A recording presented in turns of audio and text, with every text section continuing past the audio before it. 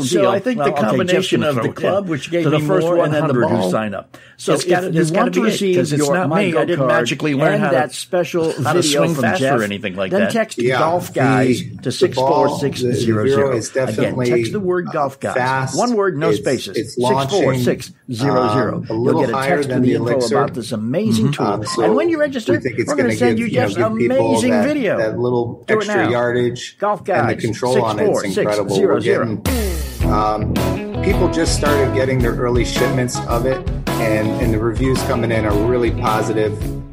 And welcome back. We are those Weekend Golf Guys. I'm John Ashton in studio and sitting in a golf cart out in the middle of a golf course or a potential golf course. You're going to make it in colors? Hard or is white the only Mr. choice? Bobby Weed, golf course architect supreme. Bobby, first off, welcome back to those Weekend Golf Guys, man. Thanks for making some time for us out there. The younger guys in the office want more and more colors. So now you're a protege of Pete Dye. You know, you've been doing a lot of not only original design work, more traditional, but renovated golf work. And I wanted to talk about that for a little bit. But yeah, how hard is it to go into somebody else's golf course and make some changes? Of our sales are it's complicated, but it's not either complicated. Yellow or matte lime green. It's easy so it's to go see it's what's definitely wrong. something we're going to add.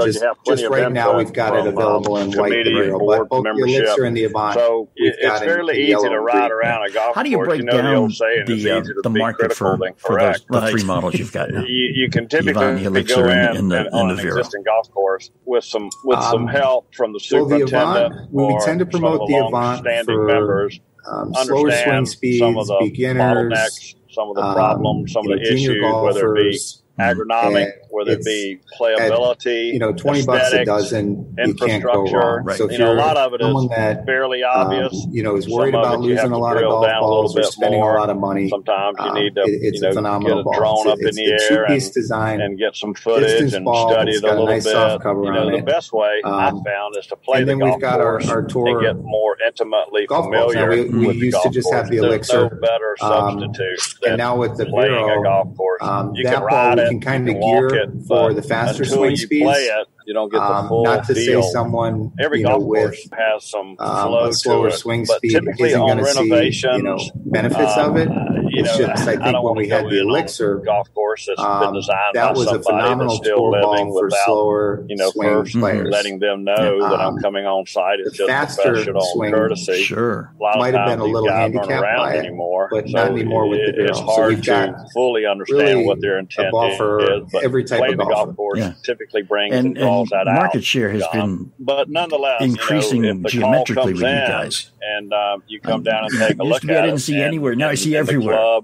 Contact the architect. Yeah, we might be following you around common courtey with some of our retargeting is the right thing to do. And then you can make some suggestions and trial program where for how cool was it to work with Michael Jordan? Very cool.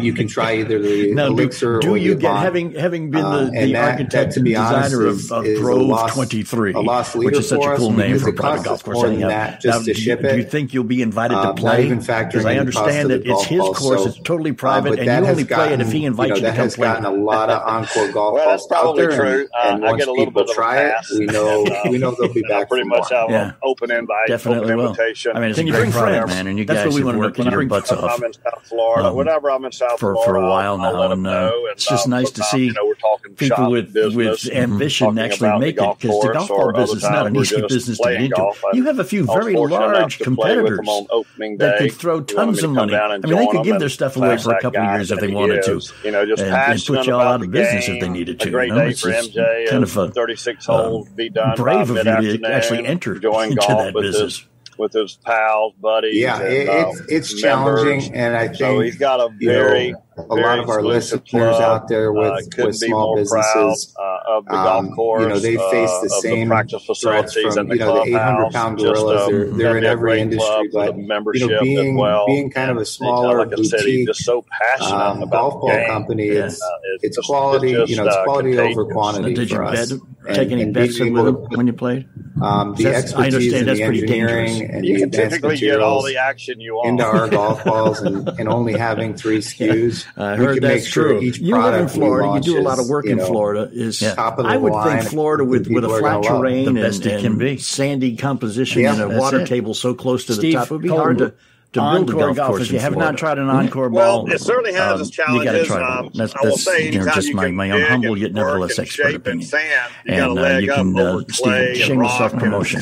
Easiest way for people to get your stuff in their own hands. But it's not all sandy. Visit you at your house and steal your golf club in Sawgrass. We had to get through a lot of my address is kept secret just for that very reason. And only then did we find some pockets of sand. Just kidding. I would recommend OnCoreGolf.com. And it all starts with drainage. OnCore with an O, so OnCoreGolf.com. Quarter of an inch of standing water is no different than 4 feet of standing water. Thank you for getting us over the years, John. Oh, man. It's been a pleasure. It's just nice to know that you can participate in some way with someone's success, even if it's just watching them grow. I had a great mentor in that respect. Couldn't have been any better, but it doesn't matter. You're going to have your challenges their families' kids grow up. But anyhow, it's been a pleasure working with you and continue working with you, hopefully, throughout the coming years, and continued success to you and the company. You got anything else on the drawing board, or are you going to take it easy for a while and just try to make these 3 SKUs work? Incorporate that into the design. That's the challenge, because every property is different. Every golf course is different. We're not building tennis courts, on something new. So every time you move to a property, it's going to be unique. AI technology in golf. Do you have a particular favorite geographical area of the country to work in? It has to be a little biased. When I say working on some things in the I'm always going to prefer a pile of sand to work in. I don't think anybody would tell you any different. Our Genius that's ball, in my business. which will have the advanced electronics and technology inside it. You're going to have more taking a little longer than we'd like, but we're making some progress on that ball as well. So there's never a shortage of things for us to work on. Great, but it was totally built on sand. Keep on keeping on, man. Steve Coulton, USGA, and again, it's saying they wanted to play the US Open there. OnCore Golf. Gentleman who owned it said, get yourself a dozen. I didn't make up the name Wild That little sleeve program is saying I can't have 30,000, 40,000 people walking all over my golf course. Was that Raymond Finch? I think so. Really appreciate it. Yeah, thanks, John. Raymond came down and did Dr. Bern Bernacki, the president of the Golf Heritage Society. He's coming up next right here on those Weekend Golf Guys. Hang on. That golf course when it first opened, and it was that was before any of the development. It's a completely different golf course today with development, but nonetheless a good sandy site, a lot of great golf holes, and Tom Fazio did that golf course and really did a great job, and development was very successful as was and still today the golf course. For an architect, does it warm the cockles of your heart when, like in Florida, they're playing the amateur championship on one of your courses? Does that speak almost like an award for you, or is it just everyday occurrence? Well, no, it's always very gratifying for your course to play host, whether it's the Florida Open, whether it be one of the bigger amateur events or even a professional tour event. It's very gratifying, and it's really good to see how those guys play your golf course, and I think it just helps you with your next design. And I've been very fortunate to be around a lot of tournament venues, both with Pete and on my own, and also working for the PGA Tour. I think that only helps me better understand how to challenge golfers, not only on the professional level, but on every level, because you certainly don't want to be designing a golf course for a tour player unless that's the only thing that's going to occur on that golf course. Right. I think one of the first questions you have to ask when you're building a new golf course, or even understanding on a renovation golf course, who's playing the golf course? What type of member are you going to have? Who's playing the golf course on a day-to-day basis? Because that's ultimately who you need to be designing the golf course for. Mm-hmm. And you do that quite well, sir. I do want to pass kudos along.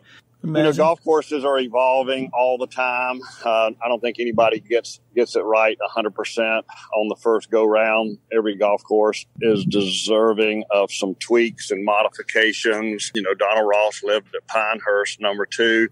He was constantly tinkering with that golf course right up until the time he passed away in the late 40s. You have Jack Nicklaus up at Muirfield. They played 2 weeks back to back, and the next thing you know, he was tearing up the greens Sunday afternoon of the Memorial. If you're not assessing your golf courses on an ongoing basis, you're probably going to fall behind. If you're fortunate enough to have a golf course that's hosting an event, then you are almost mandated to look at it a little bit closer so that you can make necessary changes over time.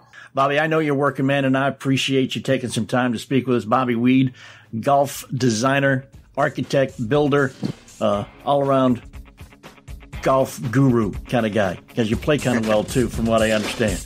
But we appreciate you taking some time with us here on those Weekend Golf Guys. Thank you, Bobby. Why don't you follow us on Twitter? It's very easy. Just go to twitter.com. We are at WKND Golf Guys. Grab your peanuts, grab your popcorn, and sit back, relax. Baseball is back. There is plenty of action to be had from the comfort of your own home. And DraftKings, the leader in one-day fantasy sports, is putting you on the field with a shot to play risk-free for hundreds of thousands of dollars. If you haven't tried it yet, fantasy baseball is easy to play. You just pick 10 players. You stay under the salary cap, and you pile up points for hits, runs, strikeouts, and more. There's no better way to put your baseball knowledge to the test than to compete for a shot at hundreds of thousands of dollars. Baseball knowledge. Say, I ain't got it. Well, if baseball isn't for you, don't worry, because DraftKings is offering plenty of fantasy golf action for this weekend's tournament, too. With millions of dollars up for grabs this week, there is no better place to have skin in the game than with DraftKings. So download the DraftKings app right now and use the promo code WEEKEND to get a free shot at a share of the millions of dollars up for grabs this week with your first deposit. Promo code WEEKEND to get a free shot at a share of millions of dollars with your first deposit. Only at DraftKings. Minimum $5 deposit required. Eligibility restrictions apply. See DraftKings.com for details. You can't argue with the fact that you miss 100% of the shots you don't take, which is why Club Champion carries every option for every golfer. You won't miss out on the perfect fit. Over 45,000 hittable head and shaft combinations from the best brands in golf. Factors like length, weight, flex, and more are just as important to a custom fit game as the club head, and they will all be addressed in your tour-level fitting at Club Champion. Schedule your fitting at clubchampionGolf.com. Stunning. You don't have to hit a shot to fall in love with the Pete Dye and Donald Ross courses at French Lick Resort. Our hotel and golf packages are the way to go. Add the casino and spas, and it's a road trip for the memory book. Safely get back to the game you love with one of the packages found online at FrenchLick.com. Legendary golf at French Lick Resort. A breath of fresh air. Must be 21 to enter casino. Gambling problem? Call 1-800-9-WITH-IT. You know, right now in the year 2020, hiring is more important than ever. And Indeed is here to help make sure you get the best people available. Indeed.com is the #1 job site in the world because Indeed gets you the best people fast. And unlike other sites, Indeed gives you full control and payment flexibility over your hiring. You only pay for what you need. You can pause your account at any time, and there are no long-term contracts. Plus, Indeed provides powerful tools to make your search that much easier, like sponsored jobs, which are shown to be 3.5 times more likely to result in a hire. Now, with 73% of online job seekers visiting Indeed each month, Indeed's going to get you that important hire that you need, just like they have for over 3 million businesses. And right now, Indeed's offering our listeners a free $75 credit to boost your job post, which means more quality candidates will see it fast. So try Indeed out with free $75 credit at Indeed.com/weekend. This is their best offer available anywhere. Go right now to Indeed.com/weekend. Terms and conditions apply. Offer valid through September 30th.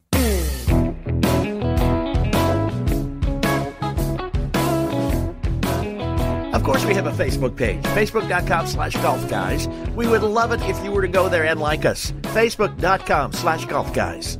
And welcome back to those Weekend Golf Guys. I am John Ashton in the studio. We have a special guest, our favorite golf ball mogul, Steve Coulton from OnCore Golf. He's our favorite because, admittedly, he's the only golf ball mogul we know, but still, you're still our favorite, Steve. One of our customers recently asked me to sign one of the new Vero X1 balls, so I did feel like a legend and a mogul there. I probably devalued the golf ball there. Yeah. So was it 7 years ago you started? Or 7 years ago we first tripped over each other in the halls of the golf show in Orlando? Probably closer to 8. 8, okay. And in that 8 years, you have developed at least 3 of the best balls in their class available anywhere. You've impressed golfers, both amateur and professional. I mean, you guys got Gary Player playing your stuff and saying great things about it. And I have a sneaking suspicion he kind of knows golf. He does, and he's still, breaking his age by too many strokes. Yeah. He's, routinely shooting par at 80. He's almost 83, and just an incredible ambassador to have, ton of credibility. We couldn't be happier to be partnered with them. Yeah. I always wanted to shoot my age, but I don't think I'm going to live to 102. So that's a problem there. The Vero X1 that you just mentioned, it's brand new. It's just the tour level. Is that how you would classify it? Tour, definitely a tour quality golf ball. We're launching it at $39.99.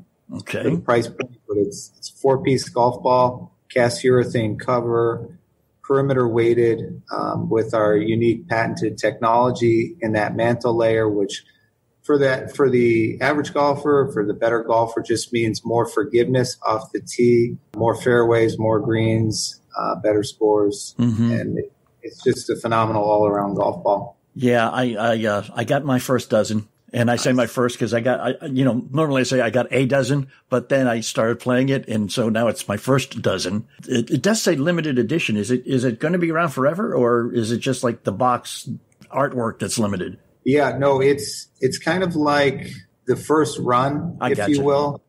And then once we do our second production run, it won't have the kind of experimental limited. Okay. Kind of on it. So I should keep this box. It may be worth money down the road, huh? With your golf game, sure. Yeah, save him, John, because what the heck, you're just going to lose him otherwise. I'm going to tell you a story, and I'm not going to make any claims. I'll let you make the claims. But I also recently just got a brand new driver, and it was fitted to me. My first ever custom fit golf club. They hooked me up and went to Club Champion, and they hooked me up with a Callaway Maverick. I have been finding in the 2 weeks I've been playing with it that my average drive has expanded by about 20 to 30 yards. I used to be like every, I'm not going to tell you how old I am, but I can get the senior discount at McDonald's if I need to. Okay. My average drive's been like, 210, 220, like most amateur, recreational golfers are. With this new driver, it increased to about 235 to 240 on average. I took your ball out the other day and I tried it on one hole. It was a 311-yard par 4. And at the end of my drive, I did the GPS reckoning, and I was 41 yards from the green. Wow. Yeah. Doing that math, I couldn't believe it. It was 270-yard drive. I've never hit one of those in my life. The ball flew. The ball rolled. I mean, it hit the ground, and it just kept moving. I mean, it was a thing of beauty. And I was playing with my brother-in-law, and he was just astounded. He was like, "Who are you? How did you do that?" So I think the combination of the club, which gave me more, and then the ball, it's got to be it, because it's not me. I didn't magically learn how to swing faster or anything like that. Yeah, the ball, the Vero is definitely fast. It's launching a little higher than the Elixir, so we think it's going to give people that little extra yardage, and the control on it's incredible. We're getting. People just started getting their early shipments of it, and the reviews coming in are really positive. And, some people mentioning like having their best driving rounds and just loving the ball from tee to green. You ever going to make it in colors, or is white the only choice? We will. So, it's always kind of a debate. I think the younger guys in the office want more and more colors, and our some of our senior leadership are more traditional in just wanting the white. But yeah, I mean, I would say about 40% of our sales are either yellow or matte lime green. So it's definitely something we're going to add. Just right now, we've got it available in white, the Vero, but both the Elixir and the Avant, we've got in yellow and green. Yeah. How do you break down the market for the three models you've got now? The Avant, the Elixir, and the Vero. Well, the Avant, we tend to promote the Avant for slower swing speeds, beginners, junior golfers, and it's at $20 a dozen, you can't go wrong. Right. So if you're someone that is worried about losing a lot of golf balls or spending a lot of money, it's a phenomenal ball. It's the 2-piece design, distance ball, but it's got a nice soft cover on it. And then we've got our Tour golf balls. Now we used to just have the Elixir, and now with the Vero, that ball we can kind of gear for the faster swing speeds. Not to say someone with a slower swing speed isn't going to see benefits of it. It's just, I think when we had the Elixir, that was a phenomenal tour ball for slower swing players.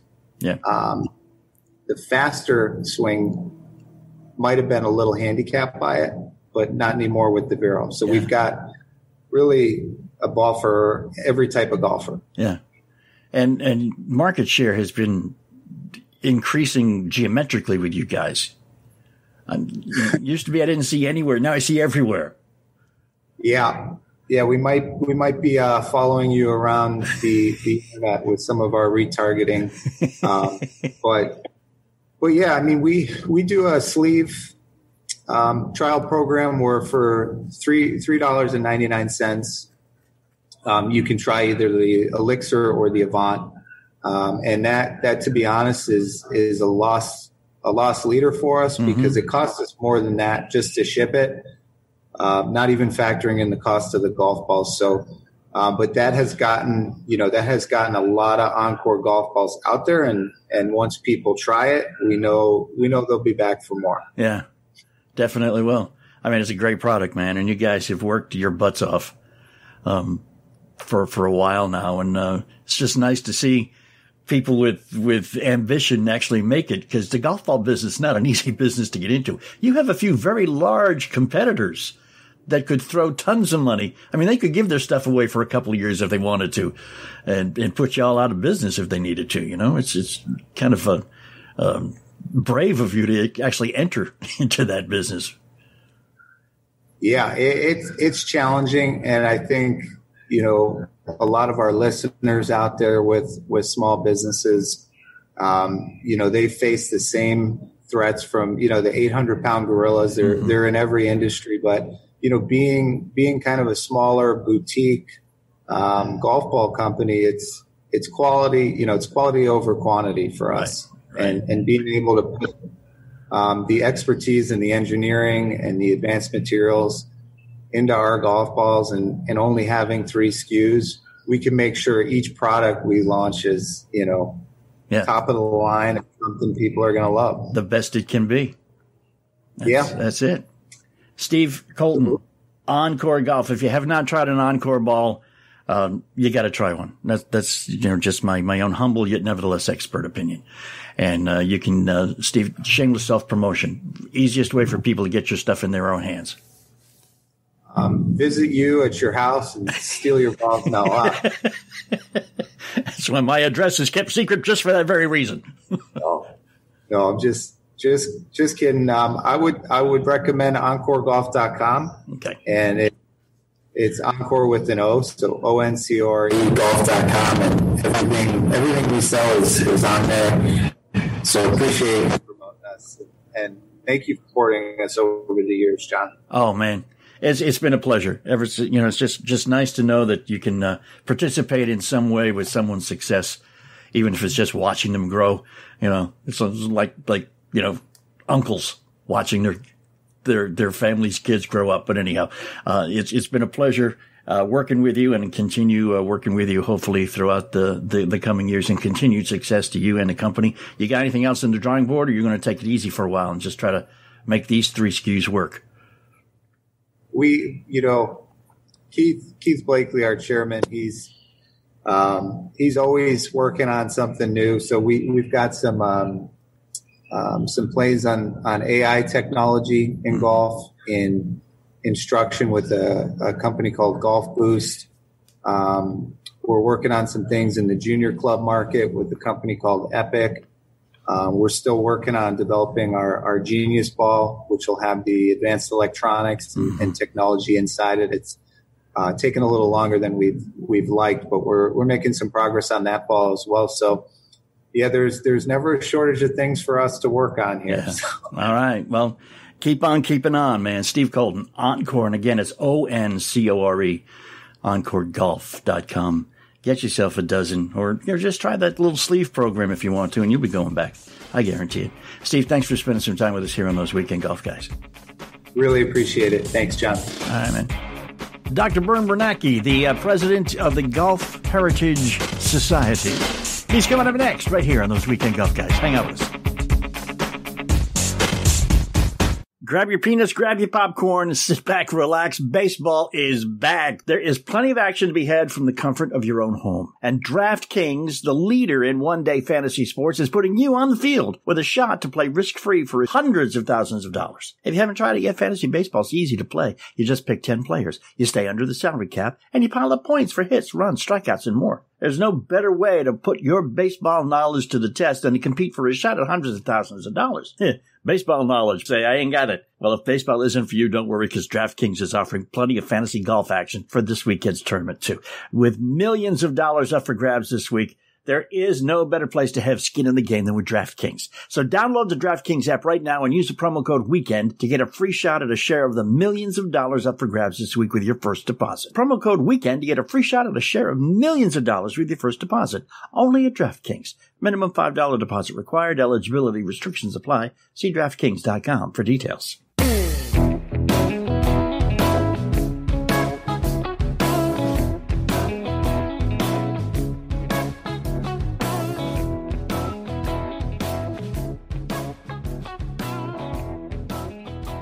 And welcome back. We are those Weekend Golf Guys. I'm John Ashton in the studio. Have a guest with us, Bern Bernacki. Shall I put the doctor in front of it, or do you just want to go by Bern, sir? Bern's fine. Dr. Bern, whatever. Depends on what you're asking. Yeah, I got you. And we don't want to ask for any free medical advice either, because, we've just been, we have gotten our fill of free medical advice in the past few months, man. Okay. We're just going to talk about golf. You are the head honcho, the Golf Heritage Society. And we had you on about 4 or 5 months ago. Things have grown for you guys since then. Yes, John, thanks for the opportunity to be with you today and your audience. We've been very, very busy with the Golf Heritage Society. The most important thing that we've done is reinvented ourselves with our new website. And our website is much more enjoyable for our members, more welcoming to our guests. And folks can get an idea of the members of ours who are collectors and certain calendar events for play and gatherings. So, yeah, we've been pretty busy. A lot of people think Golf Heritage, they start thinking, featheries and hickory shafted golf clubs and stuff. But you don't have to be into that to, A, be a member, or B, enjoy what you get to offer over there. No, I think that's a great point, John. In fact, the Golf Heritage Society, we want to really help people appreciate the game of golf in 1,000 different ways. Some of the folks are avid collectors of antiquities, and other folks really are historians who revel in the U.S. Open or the Ryder Cup and the history therein. We have a lot of folks who are authorities within their own right, non-academics, but honest-to-goodness golf lovers who've made it a point to really know and understand either those collectibles or those historic events, people, places, and things, we like to call it. Is it true, or is it a wives' tale that there are 18 holes in golf because there's 18 shots in a bottle of scotch? I wasn't there, but I'd like to kind of walk with them a bit and figure it out. Put it to the test. But I do know that some of those old courses had 6 and 7. And, I was just reading about the original Open, or one of those original Opens, and they had it on 7 holes. And they went around a few times. So there's a lot of history to all of us to discover over the course of time. Right. Do you guys enjoy movies like The Greatest Game? Are they historically accurate? Do you enjoy watching the modern take on something like that? Absolutely. As a matter of fact, some of our people were consultants to the play sets, design sets of the movie. And as a matter of fact, if you watch closely, when they go to set up their ball and they make a tee, they're using a sand tee. Yeah. With a mold. One of our members was asked to prepare the molds, and he made a wooden mold with a little plunger that would give the perfect sand tee. Yours truly purchased the mold that was used in the movie. And yeah, it's a fun little item that I have as part of my collection that relates to that very movie. Yeah. I always like the attitude. It was played at the country club, period. That's what they call it, Brookline, Massachusetts. Well, back in the day, that was the case. If you went to a different state and a different county, it was the game of the wealthy. So it was the country club. Yeah, indeed it was. Tennis is a French game. Golf is basically a Scottish game. And someone once told me, you got to remember when you call golf a game that the same people invented golf and called it a game that invented bagpipes and called it music. So it's a heck of a point. Yeah, so now, before we went on the air, you were talking a little bit, I think, a very interesting story about Connor Lewis. You want to reiterate some of that for us? Connor Lewis is a historian, and he's one of those fellows that dived in deep and learned a lot about the old game and equipment and those kind of things. Mm-hmm. And he's a member. He's coming on our board, and he's a director of a group called the Society of Golf Historians. He's gotten together with a few thousand of his Twitter and Facebook pals to, talk the history of the game of golf. It is fascinating how, I guess, ancient would be a proper word. I mean, we're talking, 1300s? There was some semblance of the game being played? Yeah, there's a lot of discussion as to whether the Dutch played on the ice and had certain tools and equipment that would be really forerunners of the game. And I think it's acknowledged that there's a lot of places across the globe that have ancient golf, or things that could be described as an equivalent or a precursor to our now modern old game. Yeah. When you guys start to really study the origins of the game and things like that, do you think that the technological advances are improving the game, or are they kind of turning it into a different game altogether? Well, I'm guessing that you answered your own question. So for those of us that take a break from our very forgiving driver and irons and go out and whack around a gutty ball, which is a solid ball, with a pre-1900 hand-hammered by a smithy, smooth face, heavy iron.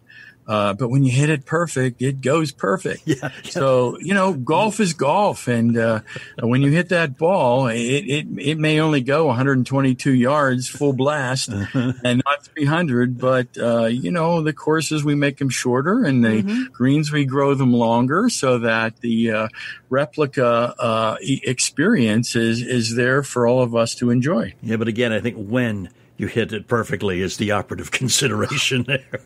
You are right. Somebody once told me, he hits blades. Oh, no, you don't. You try to hit blades, but no, exactly you don't hit blades. It doesn't work that way. In fact, I was telling people earlier that I just was fitted. First time in my life, I was custom fitted to a driver. I hit a 270-yard drive. I can qualify for the senior discount at McDonald's. I've never hit a 270-yard drive in my life. That's fantastic. Technology can overcome ability. Well, it certainly helps. Yeah, it certainly helps. Yeah. Now, even the grips were, just like wrapped leather, weren't they? That's exactly right. Yeah. And some of the folks would build up the grip by putting a strip of wool underneath it and building it up for those thicker grips. And when you see an old golf club hanging there, and it's truly an old club, and you'll see what looks like a sheepskin, and it's basically kind of tattered, maybe falling apart. That's the club you don't touch. Yeah. That's the club that you want to hang it. There are two kinds of old golf clubs, hangers and bangers. Okay. The hangers, you just look at them and appreciate their history and maybe who made them and where. And those bangers, they're common clubs. We're going to break the shaft. We're going to fix them up and play them again. But yeah, the identifying feature of that very old grip and that smooth face, heavy hosel tells you that that's a pre-1900 club, and one of those ones that, boy, you have to ask yourself twice whether you want to restore that or just admire it for a while. Do you know when the lathe was invented? I do not. And how's that for a quick answer? How did they get round shafts out of hickory wood before they had lathes? Well, all I can tell you, John, is when you look at a shop, Tom Morris shop over in Scotland or one of those, what you'll see is a lot of hand tools, hand drills, and all these amazing tools. And at a yard sale just this past week, I happened to see something that had about a 1 foot, 2 handles, and a sharp blade facing me. And my wife said, "What the heck is that?" And I said, "Well, if you put this on a block and you just draw it toward yourself, it's a hand planer." Mm-hmm. And before they had the lathe, that's what they used to make those shafts. Wow. So took a while. Getting a set of clubs in the pre-1900s, 1800s, 18th century, I mean, it had to be a work of love, basically, on the part of the guy who built it. And pride, my friend. Yeah, that's why those stamps are on those old woods, those long nose and those irons, and why those families, the Forgans and the Morrises and such, they're quite proud of their work. Yeah. I used to know before he passed Mike Just here in Louisville with the Louisville Golf Company. You folks still have some sort of relationship with the company, don't you? Great friend, Michael. Michael and I played in a tournament against our Canadian friends, and on the 16th hole, the drive went a little to the right, and the 17th hole, not as far and a little further to the right. Michael said, "Give me that club, Bern. I made that club, and I think you broke it a hole ago." And I shouldn't have let you hit that last one. But yes, Michael has passed on, and the company survives. Louisville Golf is taken over. Its company is still making clubs, both the old clubs for us in replica form and the Persimmons and Blades clubs as well. Right. Yes. And they still have the Persimmon driver that Payne Stewart used to win, I think it was 1999 U.S. Open. The last one actually. Persimmon clubs were really used. Well, I'm just going to throw one plug out there for Louisville Golf and Jeremy Wright. He's a brilliant young man, an exceptional player with both the hickories and the modern game. And, Michael invited us all to a tour of his Louisville shop where all these clubs are made. And it is fascinating to see how those fancy face clubs were made, the shafts for the wooden clubs were made, etc. Just fascinating stuff. Oh, yeah. I took a little tour myself a bunch of years ago, and it was like, wow, the workmanship. I couldn't see playing with it. I mean, I'd be afraid I'd break it. And it would just be it would be a catastrophe. And I would just buy a set of clubs and just admire it from them. Well, you know what happens when we break them? We just fix them. Yeah. That's all there is to it. Gorilla glue. It'll fix anything.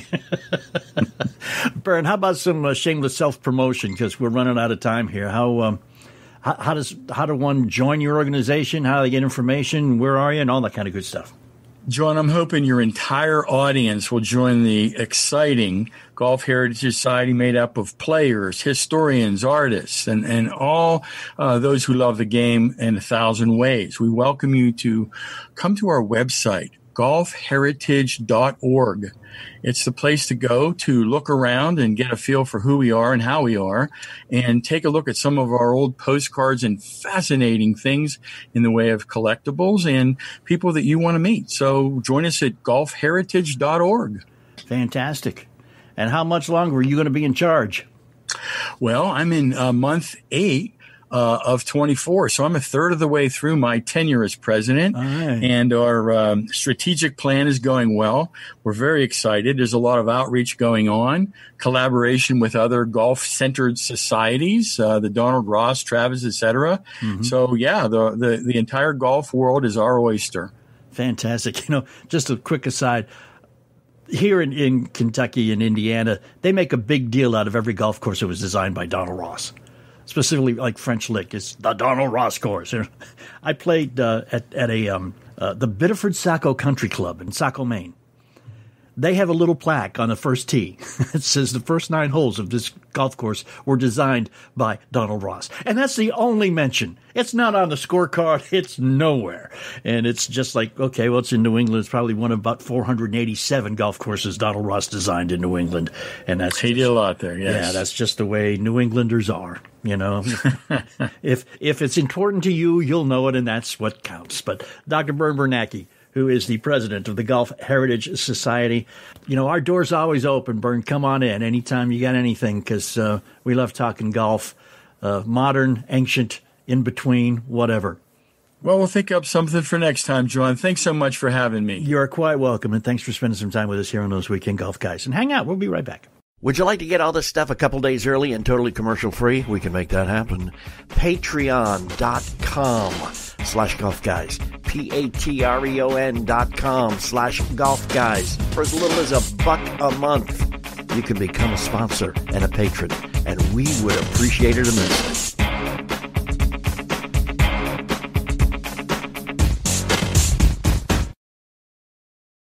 If practice makes perfect, then Club Champion is the nation's best choice for a custom-fit golf game. Their studios are designed with one goal in mind, helping you play better golf. They don't sell apparel, they don't offer lessons, or they don't spend time on anything other than understanding, fitting, and building equipment. Club Champion is the #1 fitter in the nation. Schedule a tour-level Club Champion fitting at clubchampiongolf.com and start improving your golf game today. And welcome back. We appreciate you hanging with us this morning. Now remember, you can always hear anything you missed or anything you may want to listen to again by just going online to thoseweekendgolfguys.com. Also, if and when these COVID-19 restrictions are lifted and life gets back to normal, you may find that the way you do business has changed forever. The more traditional methods of finding new customers may no longer work, but you know, business golf will always work to help find new customers. And once the fall arrives, we foresee more and more golf courses adopting to social distancing and creating new ways for business and philanthropic organizations to get back to raising money through these golf charity scrambles. I'm sure you already have participated in many scrambles, but I'm going to break it to you. You've been thinking that these can help your business, and you're right about that, but you've been doing it all wrong. Business golf is a special brand of golf. It needs to be taken seriously. It needs to be studied. You need to do it right, and you'll have customers for life. You do it wrong, and you can create a rift between you and any prospect or customer that could be irreversible. And hard to fix, too. So please go to businessgolfcourse.com and just register your interest. And what we will do is help you learn to navigate the pitfalls of business golf easily and properly, and we'll give you one killer technique to make any and all charity golf scrambles that you participate in very profitable. A very profitable day on the course for you, and profitable for your company and you personally, well beyond that one day on the course too. And then on a related note, we have a new sponsor. I think you heard about them earlier in the show. We want to welcome them, and we want to reiterate to you my go-cards. With the new normal of less in-person interaction and more online business exchanges, you really probably should be the first in your field to use the MyGoCard digital business card. You can check them out at golfguys.getmygocard.com. Go there, see how the product works. If it makes sense for you, I got a deal for you. Text the word Golf Guys to 64600 and make sure Golf Guys is one word with no spaces.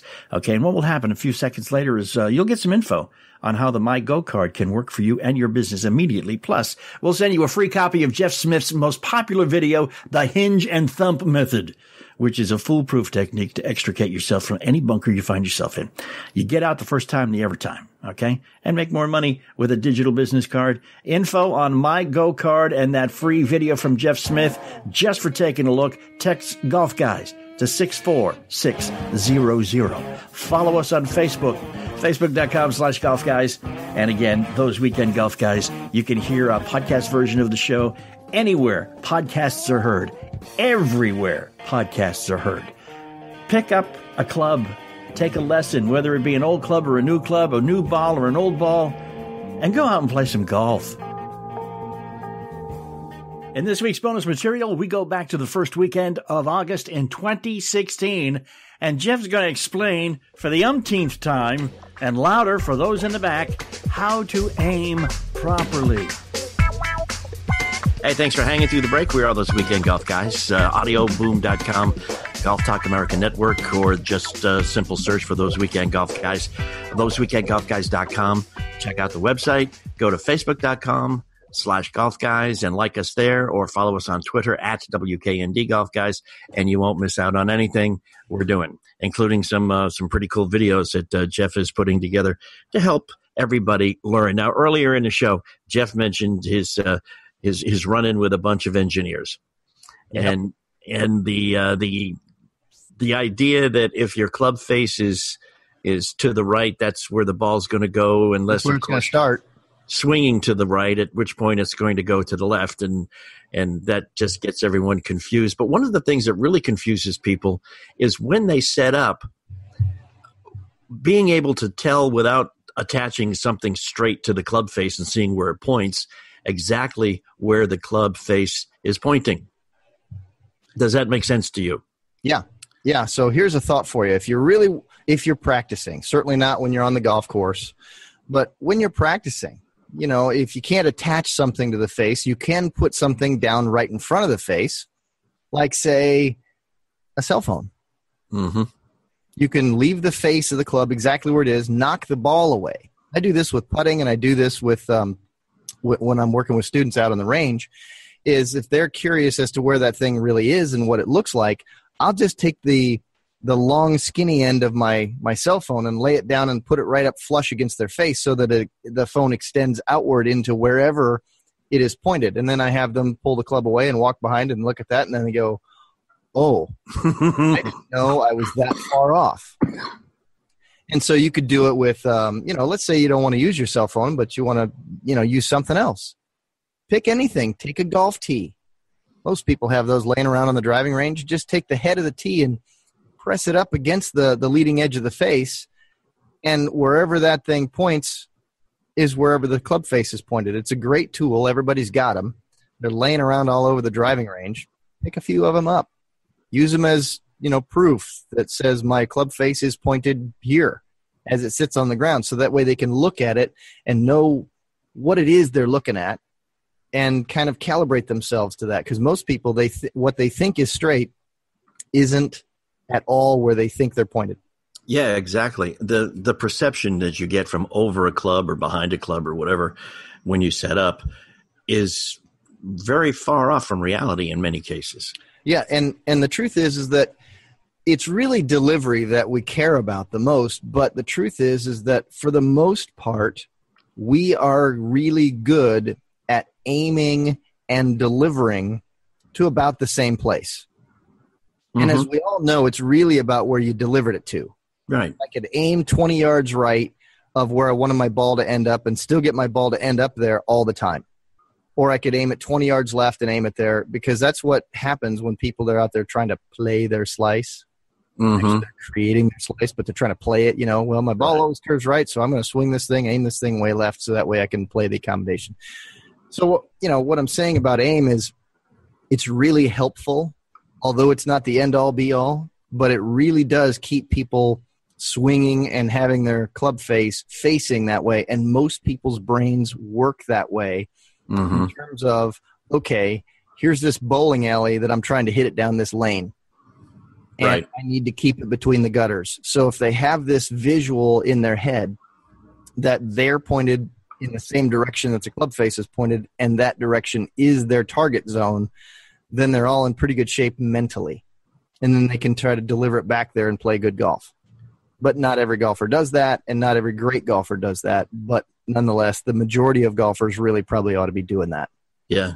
It's, again, back to the perception thing, because you and I have had the conversation numerous times that to set up for a good iron shot, the head of the club should be basically in the middle of my body, and the ball should be just a tad to the left of that middle line. And I had been doing that, and I had still been hitting it to the left. At least I thought I had been doing that. One day I got smart. One day I put the club behind the ball, set up like I normally do, and then just moved my body close and found out where on my body the grip actually hit. Mm-hmm. And it was way front of center. So the grip itself? Yeah. Or the ball? The grip. Okay. So I was should be front of center. Well, when I held it straight, not when I was setting up to hit. Right. But when I held it straight to see where the club was, it was the only, because the club head is not, I'm not going to get down that low to see where the club head is touching my body. But the club itself was in front of the center line of my body, even though my eyes saw it as being center or maybe even a little behind the club end. Right. So I had to make that adjustment visually now. So now I know that when it looks like it's behind where it should be, it's where it should be. So I have a thought for you. Okay. So that you can kind of get your perspective back. Because perspective is really, you think it's one thing, and if it's really something different, your perspective is off. Yeah, exactly. All right. So in order to get your perspective back, let's say that you were going to, I don't know, practice. Okay, let's say that. Say that just for conversation's sake, because the rest of the listening audience will probably actually practice. Yeah, okay. So I'm going to act like you're going to do it too. All right. I know this is a big stretch here. So let's just say that you were going to take a club and you were going to put it underneath your body, bisecting you from left side to right. So your spine would be sitting over the butt end of that club. So it sticks out in between your legs, like you would lay it down in between your legs, facing the same direction your body's facing. And if you do that, then you'll know where the center line of your body is if you're not tilted or twisted. You just stand over that. And then what you would do is you would put the club on the extension of that line of the club that's laying on the ground straight out in front of you. And then you would see the ball is either A, on the left side of it, B, somewhat touching that center line, or C, to the right side of it. And you would know your ball position. Right. You could see it because you have a reference point. Right. So that would be a thing that people do when they practice. Gives you feedback. Oh. I know I have to explain this because it's like talking to someone who has never done it. It's something like that. Yeah. Yeah, well, I mean, we all have our own ways of finding our reference points and getting our perspective correct. So let's think about other things. Let's say that you were not a practicer by nature. Okay. Oh yeah, let's say that a totally hypothetical situation. Right. How would you create the knowledge of where the center line of your body is? Well, let's see. Let's mark some points on your body that you know are in the absolute center. Okay. Your nose, your mouth, your chin, belly button, your throat, your sternum, your belly button, the zipper on your pants, and then you'd go right out from there. Right. That's pretty simple. Yeah. That's the center line of your body. Yeah. And if you knew where the center line of your body was pointing, well, then you're in pretty good shape. But that also means that your body, like your shoulder line and your leg line, if you put a club across your shoulders and had a 90-degree line sticking out from, let's say, the center line of your body that I just described, you could actually see that you're pointed in line with your target, and you could actually see the center line of your body, and you'd know where you'd want to set the club, and you'd know where you'd want to set the ball. That's kind of interesting. Those are for people who would do that on the golf course to play better when they really didn't go to do it very often at a different location where lots of people go. Like a practice facility? Have you ever seen one of those things? Yeah, yes, I have. Have them, and they actually have special places that don't even have golf courses for people to go to do that. It's really I drive by one of them on a daily basis. Yeah. Do you hit the accelerator? In fact, there's even a practice facility at my favorite golf course that's on the way to the bar. So we'll just keep it at that. But back to the angle of the face. This is something I think bears repeating, because if you set up and the face is pointed to the right, your ball's going to go to the left, or is it the swing that if you swing to the right, your ball's going to go to the left? Let's remember the simple facts of physics. If the club is pointed right, at the time it touches it. Excuse me. Yeah. Let me just preface this. I took physics. There are no simple facts in physics. All right. So let's say it this way. Let's say that the simple concept of physics, that if my club is pointed somewhere at the time it touches, that's the direction that my ball will leave the face of it.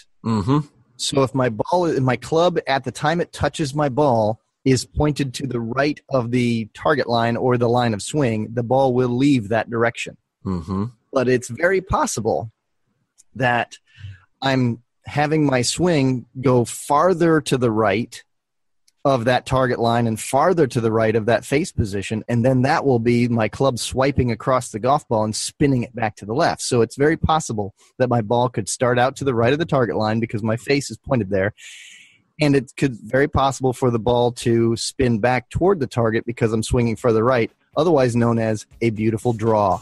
Right, I was going to say, Jeff has either just described how to hit a terrible shot or a wonderful draw. You can take it however you want to do that. It's time to pull out the big sticks. Let's talk about drivers when we come right back. We are those Weekend Golf Guys, powered by Golf Talk America. Don't you move.